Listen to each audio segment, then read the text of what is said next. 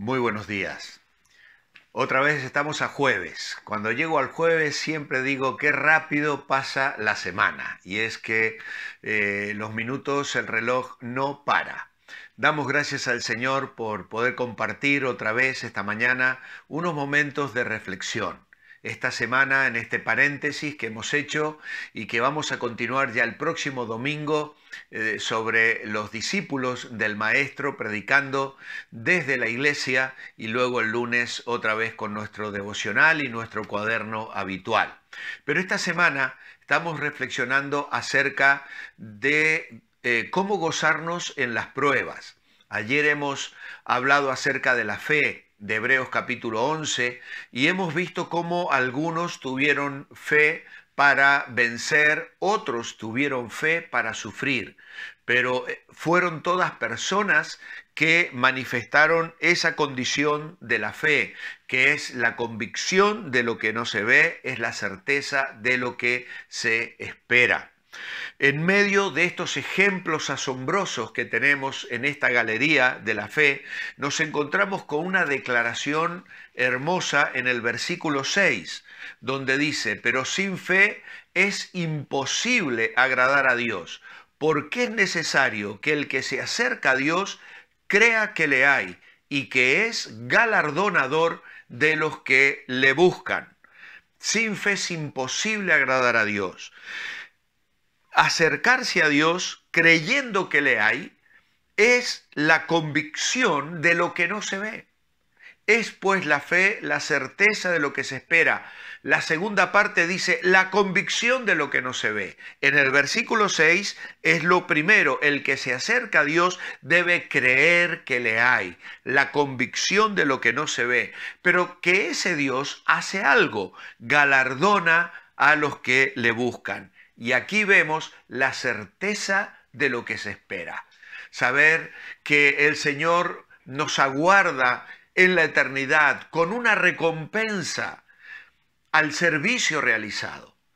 Es que no deberíamos ni esperar nada porque todo lo que somos y tenemos es solo por la gracia de Dios. Sin embargo, la palabra de Dios nos habla de coronas y de recompensas grandiosas que vamos a recibir porque ese Dios que existe es un Dios que galardona también. Así que es necesario, como vemos, tener fe. Es necesario que en la vida cristiana sea una vida de fe, es decir, de confianza en la palabra de Dios, de vivir obviamente en armonía con esa palabra.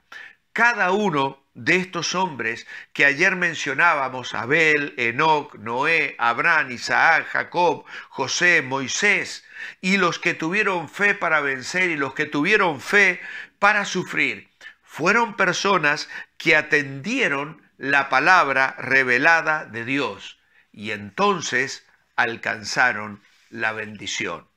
Creer es dejar que Dios realice sus planes, dejarle hacer lo que Él quiere hacer, estar disponible para Él, para que Él cumpla su voluntad en nosotros. Creer es tener la respuesta que tuvo María, la madre de Jesús, cuando aquel ángel se le apareció siendo ella prácticamente una niña adolescente, y luego de recibir el llamado y la encomendación que estaba recibiendo, ella dijo, estoy dispuesta, cúmplase la voluntad del Señor. Y esto es cuando nosotros recibimos la palabra de Dios, cuando la palabra de Dios resplandece y nuestro discernimiento de pronto es alumbrado y comprendemos las verdades de la palabra de Dios, debemos responder en un sometimiento, en una entrega, en una disposición a que esa voluntad divina se efectúe, se cristalice, se practique en mi vida diaria y cotidiana. Ahora, ese tipo de fe emana del libro de Dios. Quien encuentra esa fe difícil habrá de atribuir esa dificultad a su rechazo a la palabra de Dios. Dice claramente Romanos capítulo 10 y versículo 17 que la fe viene por el oír y el oír de la palabra de Dios. Cuando yo veo, cuando de pronto se abre ante mis ojos la realidad de lo que es Dios, lo que ayer decíamos, conocer, ver, mirar, abrazar, saludar y aceptar, son las etapas en la vida de la fe. Cuando yo veo la palabra de Dios y la creo, entonces comienza a manifestarse en mi vida el fruto, el vivir acorde a la voluntad del Señor.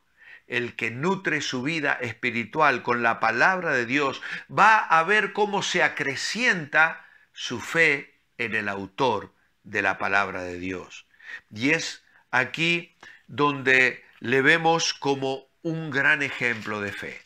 En el capítulo 12 dice, versículo 2, puestos los ojos en Jesús, el autor y consumador de la fe, el cual por el gozo puesto delante de él sufrió la cruz, menospreciando el oprobio, y se sentó a la diestra del trono de Dios. Jesús es nuestro gran ejemplo de fe. Ya todo el libro de Hebreos ha venido destacando la bendición, la grandeza, la superioridad, la dignidad, la majestad, la realeza de Cristo, el sumo sacerdote, aquel que nos convenía. Y aquí se le describe como el autor y el consumador de la fe. ¿Por qué? Porque él vivió una vida perfecta de dependencia en Dios su Padre. La palabra autor significa o describe a aquel que provee la primera ocasión, el originador, el que la origina. Autor es aquel que toma el paso adelante en la fe, siendo así el ejemplo perfecto de ella. En los días de su carne, dice la Biblia, Cristo anduvo en el camino de la fe sin desviarse ni a un lado ni al otro. Y como consumador la ha llevado a un fin perfecto en su propia persona. De esa manera se transforma en el caudillo de todos aquellos que andan en ese camino. El adalid, el que va adelante. Aquí en España la palabra caudillo tiene una connotación negativa, pero en realidad quiere decir líder, el que va adelante, el que emprende el primer lugar. Y miramos al Señor. Pablo miraba al Señor y se gozaba en la obra que Dios había realizado en su propio corazón.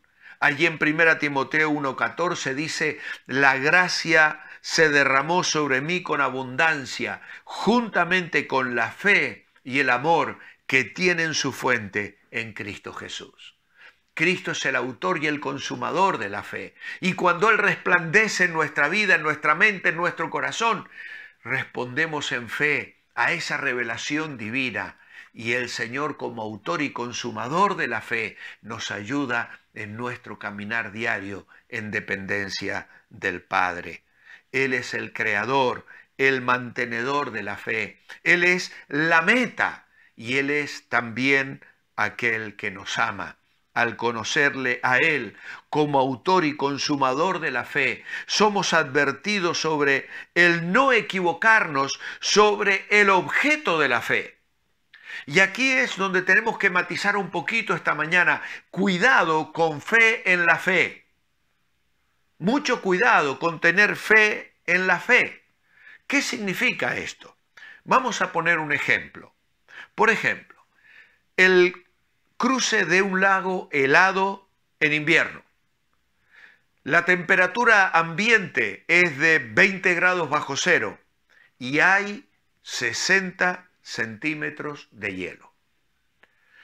Pero también puedo intentar cruzar ese lago en primavera. Ya no hay frío y en lugar de haber 60 centímetros de hielo, hay 3 centímetros de hielo. Entonces, claro, si yo estoy en invierno y cruzo ese lago, como el hielo es fuerte, yo lo cruzo y lo puedo cruzar confiadamente, pero a lo mejor tengo miedo. Y entonces digo, no, pero es que no estoy seguro y voy casi gateando y con mucho temor, pero cruzo sin ningún problema. Ahora, yo puedo decir en primavera, no, yo no tengo ningún miedo, voy a cruzar. Y entonces, aunque yo tengo una fe fuerte en que me puede sostener, lamentablemente el hielo débil se resquebraja y el cruce queda frustrado. Así que cuando hablamos de fe en la fe, tenemos que pensar que no se trata de la cantidad de fe, sino del espesor del hielo, lo que determina la diferencia. Yo puedo tener muy poquita fe y cruzar el hielo de 60 centímetros con mucho temor. O puedo tener mucha fe, pero el hielo ser muy débil y hundirme en las aguas heladas. ¿Por qué? Porque mi fe determinó mi actitud. No fue la cantidad de fe lo que determinó el cruce a salvo, sino el espesor del hielo lo que determinó la diferencia. El objeto de la fe marca la diferencia. Por eso no se trata de cuánta fe tienes, ni si de tu fe es muy grande o es muy débil, sino de en quién está colocada. ¿La has puesto en Jesucristo, el Hijo de Dios? La Biblia, específicamente Hebreos, pasa la mayor parte del tiempo hablando acerca del objeto de la fe. Cristo es mejor, Jesucristo. Él es el autor de la fe y nos introduce en ella y como consumador de la fe nos acompaña, pues no podemos alcanzar la victoria sin Él. Por eso nos dice Hebreos, considerad aquel que sufrió tal contradicción de pecadores contra sí mismo. Él es el adalid de la fe, aquella en la que Él mismo vivió. Y entonces somos llamados a mirar al Señor en su vida de fe y luego en verle a Él como aquel que nos puede sostener, porque es mejor que Moisés, es mejor que los sumos sacerdotes, es mejor que el templo, es mejor que los sacrificios, es mejor que todo. Es el Hijo de Dios que vino, murió y resucitó y que hoy nos invita a vivir en dependencia plena de Él. Hagámoslo así en este día. Amado Padre Celestial, gracias te doy hoy por el Señor Jesucristo.